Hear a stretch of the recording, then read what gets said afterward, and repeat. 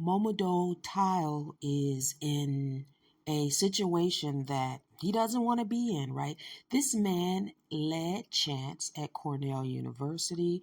According to what I read, he made controversial statements, right? And he served as the official representative for an encampment of 17 tents occupied by 50 students that had been erected at Cornell's Arts Quad, right? This guy had a bullhorn leading the way. And there are people in an organization that followed his moves and turned his name into the uh,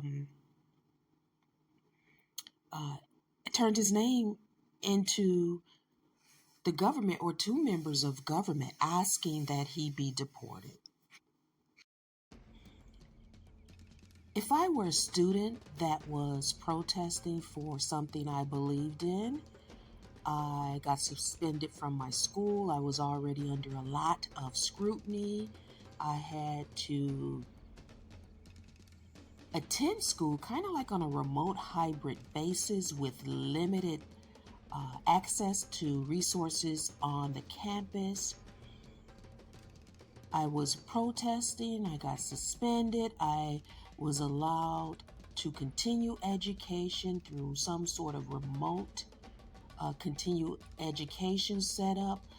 The U.S. government then took my student visa, said you no longer can attend school in the United States. That school happens to be Cornell University. They asked me to surrender to ICE, but I preemptively had did a lawsuit, and now I'm in court trying to stay in the United States. But I have citizenship in Gambia, a nation on the continent of Africa, and the United Kingdom, England, a nation in Europe. I have two other citizenships. I'm not a citizen in the United States, and the government of the United States doesn't want me in their country anymore. Under those particular things that I've explained, I would be gone. I would go to Gambia or the United Kingdom, preferably the United Kingdom. But I don't know. Kemi Badenoch, that Nigerian descendant that can't stand immigration as it is over there, maybe she'd be waiting for this guy to use as a verbal example of how not to behave in another country. I don't know. I would go home to one of the nations that I have citizenship here. Hey, listen, Social Nurse here. Thank you so much for stopping by with me explaining all of that, and then you listening to what else I have to say about this guy. What would you do? Would you stay in a country that you've witnessed people being captured on the street, deported, just all kinds of things are occurring concerning immigration, and what immigrants are going to be allowed to do in this nation that we live in, the United States. I would have left if I were this dude as soon as possible, but he's still here trying to make a case for himself. A little history about him, and I may pronounce his name wrong. Excuse me, though. He's Gambian. His great-grandfather was the first president of Gambia. So after colonial, how do you say it? The colonial situation ended in Gambia. His great-grandfather was the first president of Gambia. So he has a political family, if you will. According to him, and the article I'm referencing, his muse. He found his muse in Malcolm X. This guy joined a pro-Palestinian movement. Again, it led to his suspension. And according to him, he never thought he would be embroiled in this type of thing at Cornell University or in America. He never thought he'd be a part of an American protest movement when he arrived on campus in 2022. What's interesting to me is this man is a doctorate student trying to get this advanced degree in Africana studies. Now, I know that there are limited universities that I'm aware of with Africana studies, right? But it is shameful, in my opinion, that there is no elite Africana studies program in Gambia or on the African continent, right? That he found or that's available for him to select to go to. I think Africa should be the big wig in Africana studies, but Africans, many of them, like to do things in other people's countries, right? Versus their own. And they will tell you it's because of the West, right? With that said, this guy was mostly content to study, teach, and work on his dissertation. Okay? A look at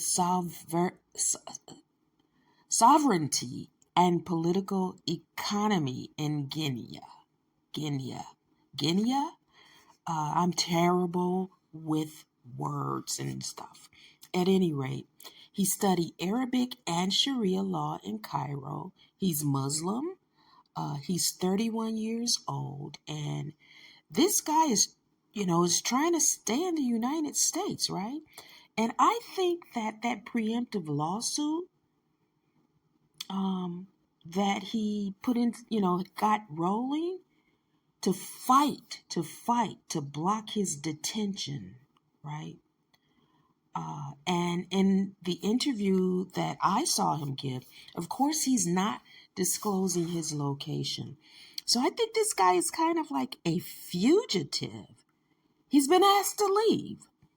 And I get he wants to stay, but under these circumstances, I would not risk being put in jail, deported to Gambia if I didn't want to go there. El Salvador, I'm not sure. I just would not risk it. That lady from India that self-deported, I think that she was really smart to do so. Now, I get that in America you can be vocal, right? We can be vocal here. We can protest. We can, freedom of speech. And people can do things here that they can't do in their homelands. And they get big and bold with it, right? They just get, like when I see Venezuelans getting off the plane with their flags, they're not waving them off vigorously, getting off that plane that they were deported back to Venezuela on. But they'll be here in America waving those flags like crazy. So it's bizarre, in my opinion. But, well, I guess the deportation flights are kind of like a walk of shame because they're being forced back into their homeland. But let me just end this here. So, this guy had a recent court date, and Momodou Taal. Momodou Taal is his name, right? He had a recent court date, and as of, the information I'm reading, U.S. District Judge Elizabeth Coombe rejected Momodou Taal's request to halt the enforcement of two presidential executive orders that spurred a recent crackdown on international students who, like him, have been involved in pro-Palestinian activism. What are your thoughts about this guy? Should he be fighting this? Would it be better to just leave and try to still get your degree remotely? I mean, we've got the World Wide Web now, and maybe Cornell University will work with him. Social nerves.